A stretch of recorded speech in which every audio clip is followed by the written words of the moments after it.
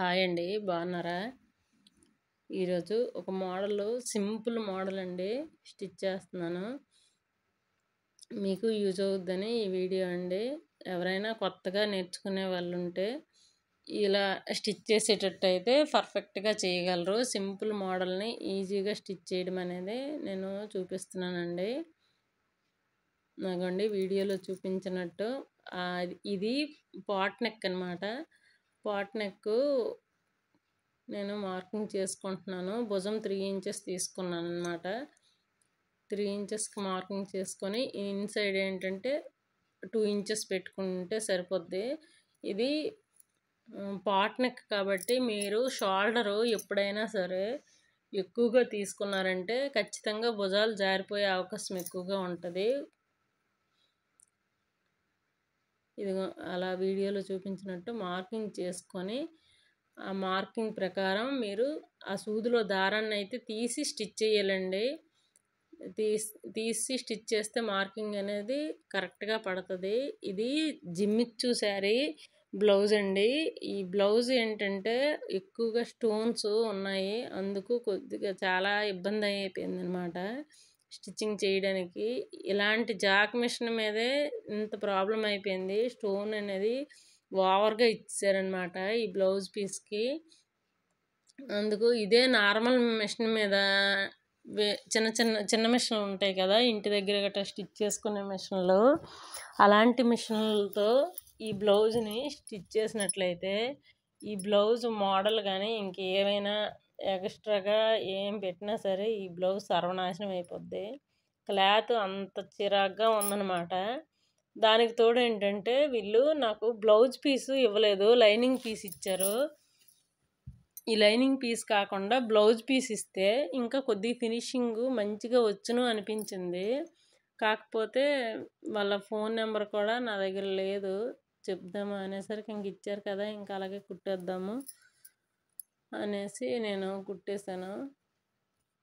ఇలాంటి వాటికి ఏంటంటే బ్లౌజ్ పీస్ వేసుకుంటే ఫినిషింగ్ కొద్దిగా బెటర్గా వస్తుంది. ఈ శారీస్ కూడా జిమ్మిచ్చు శారీస్ ఏంటంటే కొద్దిగా లెగిసినట్టు గట్రా ఉంటాయి అన్నమాట. ఇవి ఒక గమ్ము పెట్టినా అతుక్కోవు సరిగ్గా. అందువల్ల ఏంటంటే కొద్దిగా మోడల్ కుట్టాలంటే కొంచెం కష్టం అవుద్ది అండి. వీడియోలో చూపించినట్టు అలాగా స్టిచ్చెస్ వేసుకోవాలి. ఆ పాట్ నెక్ అయినా సరే ఇదే పాట్ నెక్ని హాఫ్ పట్టు మీద కానీ లేదా మంచి బ్లౌజ్ పీసుల మీద కానీ అలా స్టిచ్ చేసినట్లయితే ఇంకా లుక్ బాగా వచ్చేది.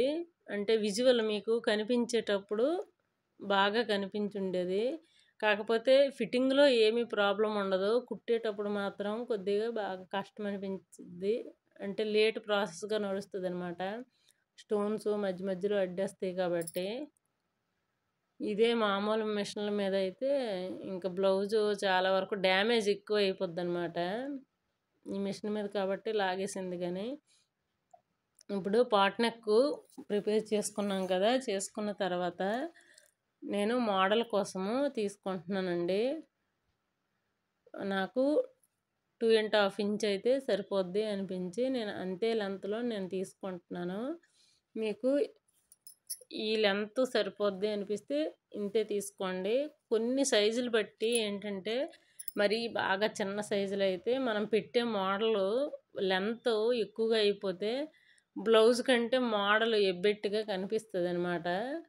నాకేంటంటే ఇది పెద్ద సైజు బ్లౌజే, 33 సైజు బ్లౌజు ఈ బ్లౌజు. అందుకు నేను మోడల్ వేసే మోడల్ కూడా కొద్దిగా కనిపించేటట్టు వెడల్పు చేసి వేసుకుంటున్నాను. చిన్న వాటికి అయితే మీరు ఒక 1/2 ఇంచు తగ్గించుకుంటే సరిపోద్దండి.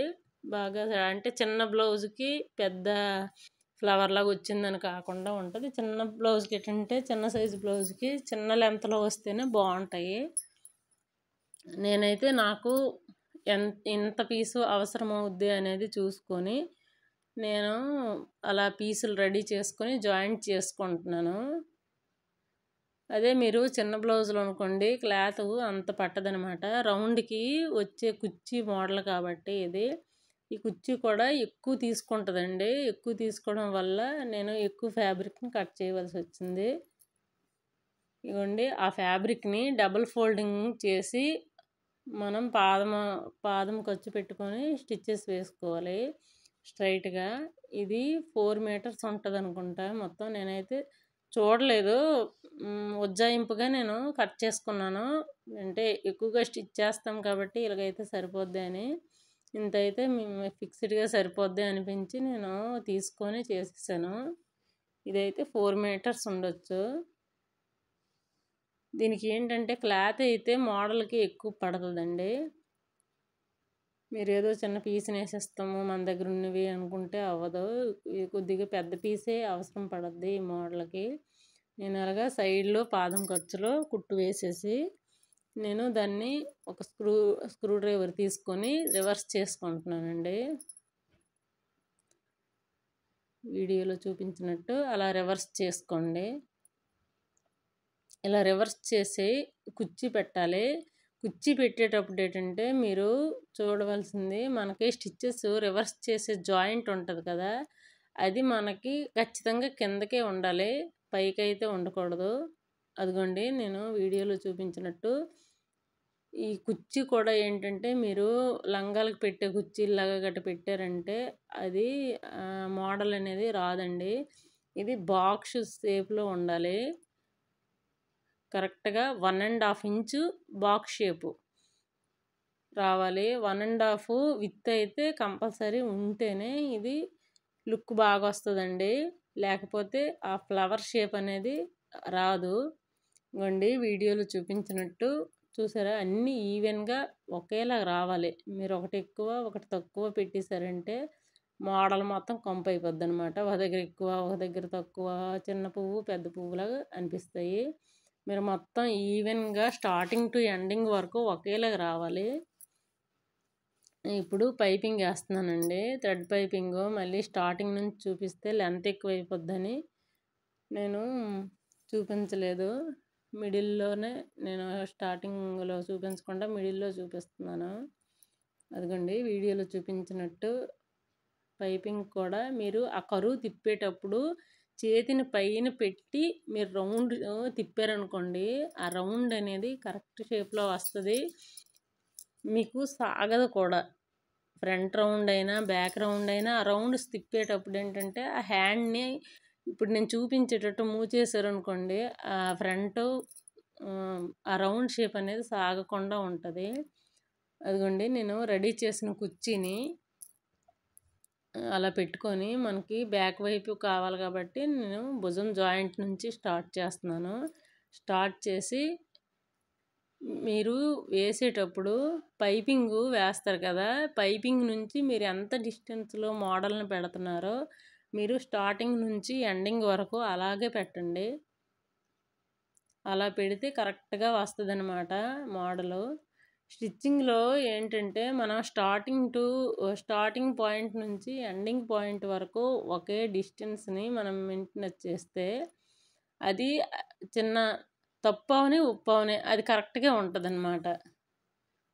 మనం ఎంత డిస్టెన్స్తో స్టార్టింగ్ ఇచ్చేస్తున్నామో అంతే. అంటే కొద్దిగా ఎక్కువ తీసుకున్నా ఓకే, కొద్దిగా తక్కువ తీసుకున్నా ఓకే.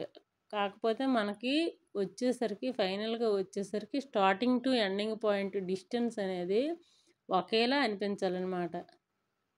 ఇది మాత్రం మీరు ఏది చేసేటప్పుడైనా ఇది గుర్తుపెట్టుకోండి. ఒక మోడల్ అయినా సరే, ఒక నార్మల్ అయినా సరే, మినిమం థ్రెడ్ పైపింగ్ అయినా సరే మీరు ఈవెన్గా స్టార్టింగ్ టు ఎండింగ్ పాయింట్ వరకు ఒకటే డిస్టెన్స్ మెయింటైన్ చేస్తే అది మనం ఏదైనా సక్సెస్ అవుద్ది అనమాట. అది పైపింగ్ అయినా, ఇప్పుడు హ్యాండ్ జాయింట్ అయినా సరే, మనం ఏది అటాచ్ చేసేటప్పుడైనా ఆ డిస్టెన్స్ అనేది స్టార్టింగ్ టు ఎండింగ్ వరకు ఒకేలా చేసుకోండి, మీకు పర్ఫెక్ట్గా అనిపిస్తుంది అనమాట. నేను ఇప్పుడు మొత్తం బ్లౌజ్ కంప్లీట్ అయిపోయింది, ఇంకా హ్యాండ్ వర్కే ఉంది. సైడ్ జాయింట్ చేస్తున్నానండి. ఇవ్వండి అలా చేసుకుంటే సైడ్ జాయింట్ సరిపోద్ది. కొత్త వాళ్ళకైతే ఈజీగా చేసుకోవచ్చండి. అదిగోండి ఫ్లవరు వీడియోలో చూపిస్తున్నాను కదా, మిడిల్ పాయింట్ని తీసుకొని ఉక్సులు కాజాలు వేసే దారంలాగా చేసుకొని తీయాలండి. వీడియోలో చూపించినట్టు మీరు చేసుకోండి. మీకు నచ్చినట్లయితే లైక్ చేయండి, షేర్ చేయండి, సబ్స్క్రైబ్ చేసుకోండి మా ఛానల్ని. కొత్త వాళ్ళకైతే ఇలా నేను చాలా టిప్స్ నాకు తెలిసినంత వరకు మ్యాక్సిమం నాకుండే నాలెడ్జ్ వరకు నేను అన్ని టిప్స్ చెప్పడానికి ట్రై చేస్తానండి. కొత్తగా నేర్చుకునే వాళ్ళకైతే బాగా యూజ్ అవుద్ది. చూసి మీరు అలా చేసుకున్నారంటే మీకు డెవలప్ అవ్వడానికి బాగుంటుందండి.